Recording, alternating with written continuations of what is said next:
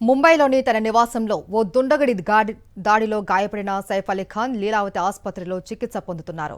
దుండగుడి దాడిలో 6 చోట్ల గాయాలయ్యాయని వైద్యులు వెల్లడించారు. మెడపై, వెన్నుముక దగ్గర బలమైన గాయాలైనట్లు, వాటికి డాక్టర్లు చికిత్స అందిస్తున్నట్లు తెలుస్తుంది. ముంబైలోని ఆయన నివాసంలో తెల్లవారుజామున గుర్తు తెలియని ఓ వ్యక్తి కత్తితో దాడికి పాల్పడ్డారు. వైద్యులు సర్జరీ చేస్తూ ఉన్నారని, ఆ తర్వాతే ఆయన ఆరోగ్య పరిస్థితి గురించి బయటకు చెబుతారని బాలీవుడ్ మీడియా పేర్కొంది. ముంబై పోలీసుల కథనం ప్రకారం సైఫ్ అలీ ఖాన్ ఇంట్లో గురువారం తెల్లవారుజామున 2:30 ఇంట్లోకి ఓ దొంగ ప్రవేశించిన విషయంలో ఆయన సిబ్బంది గుర్తించారు. శబ్దం రావడంతో నిద్ర నుంచి మేల్కొన్న సైఫ్ సిబ్బందితో కలిసి ఆ దొంగను పట్టుకునేందుకు ప్రయత్నించాడు.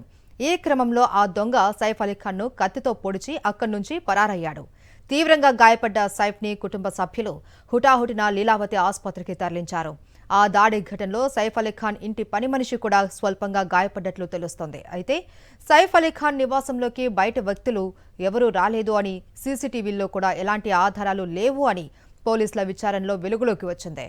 ఇంట్లో పనిచేసేవారు లేదంటే బాగా తెలిసిన వారే సైఫ్ అలీ ఖాన్పై దాడికి పాల్పడి ఉంటారని అనుమానిస్తున్నారు పోలీసులు.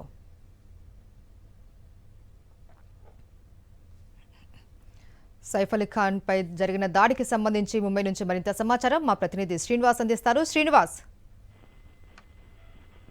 మనం చూసినట్టయితే ఇప్పుడు సైఫ్ అలీ ఖాన్ పై దాడి పెద్ద ఎత్తున సంచలనంతో పాటు సంచలనం రేకెత్తింది. ముఖ్యంగా ఆ దుండగుడు ఎలా ప్రవేశించాడు, ఎక్సెస్ ఎవరు ఇచ్చారు, లిఫ్ట్ లోకి వెళ్ళాలంటే హై సెక్యూరిటీలో ఉంటుంది, అది 12 అంతస్తులో నివసిస్తున్నాడు సైఫ్ అలీ ఖాన్. అలాంటి సమయంలో 12 అంతస్తులు లిఫ్ట్ లో కాకుండా మెట్ల మీదుగా వెళ్ళాడా, లేదంటే ఒకవేళ లిఫ్ట్ లో వెళ్తే ఎక్సెస్ కార్డు ఎవరు ఇచ్చారు, ఈ కోణాల మీద పూర్తి పెద్ద ఎత్తున పోలీసులు దర్యాప్తు చేస్తున్నారు. ఇప్పటి వరకు అందిన సమాచారం మేరకు ఇంతవరకు ఎవరు సీసీటీవీలో కానీ ఫుటేజ్ లో కానీ కనిపించలేదని తెలిసింది. కానీ ఇది ప్రాథమిక సమాచారం మాత్రమే. అది ఎవరు చేసి ఉండవచ్చనే కోణంపై, అదేవిధంగా ఎలా చొరబడ్డాడు, ఎవరి సహకారం తీసుకున్నాడు, లేదా తెలిసిన వారి ఘటనకు పాల్పడ్డారా, ముఖ్యంగా మనకు పోలీసు వర్గాల నుంచి అందుతున్న సమాచారం మేరకు ఏదైతే మన అక్కడ పని మనిషితో గొడవ జరగడం విన్న అప్పటి వరకు గాఢ నిద్రలో ఉన్న సైఫ్ అలీ ఖాన్ గొడవ జరుగుతుందని ఏదో అల్కిడి విన్న ఆయన 2:30 గంటల ప్రాంతాల్లో ఒక్కసారిగా మేల్కొని ఈ ఘటన చూసి ఆ పని మనిషిని ఎవరైతే వాళ్ళ మధ్య గొడవ జరుగుతుందో వాళ్ళని విడిపించే ప్రయత్నం, అదే విధంగా అక్కడికి వెళ్ళాడు తెలుసుకునే ప్రయత్నం చేసేందుకు. అప్పుడు ఆ దుండగుడు ఆ పని మనిషిని వదిలి ఈ సైఫ్ అలీ ఖాన్ పై కత్తితో ఇష్టం వచ్చినట్టు దాడి చేశాడు.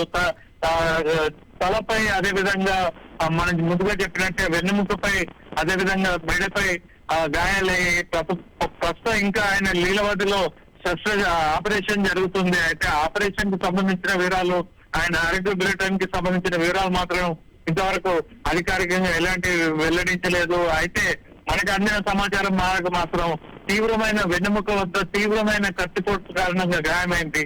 దాన్ని ఆపరేషన్ చేసి వాళ్ళు న్యాయం చేసే పరిస్థితి కనిపిస్తున్నది. అయితే ప్రస్తుతం అందిన ఆసుపత్రి వర్గాల నుంచి అందిన వివరాల మేరకు ఆయన పరిస్థితి మాత్రం వెనుకడగా ఉందని చెప్తున్నారు. ఎలాంటి ఇబ్బంది లేదు. కాకపోతే ఆపరేషన్ చేసిన తర్వాతే అధికారికంగా ఆరోగ్య బులెటిన్ వెల్లడిస్తామని చెప్తున్నారు.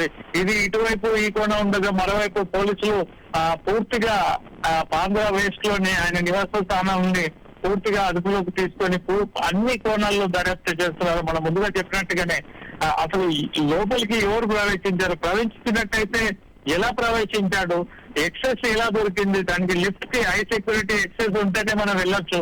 అలాంటి నేపథ్యంలో మనం ఏ విధంగా చొరబడ్డాడో అనేక కోణాలతో అక్కడ ఉన్న వారితో మాట్లాడడంతో పాటు అక్కడ ఎవరైతే అప్పుడు పని మనిషిని కానీ వాళ్ళకి ఆమెకు కూడా గాయమైందని తెలిసింది.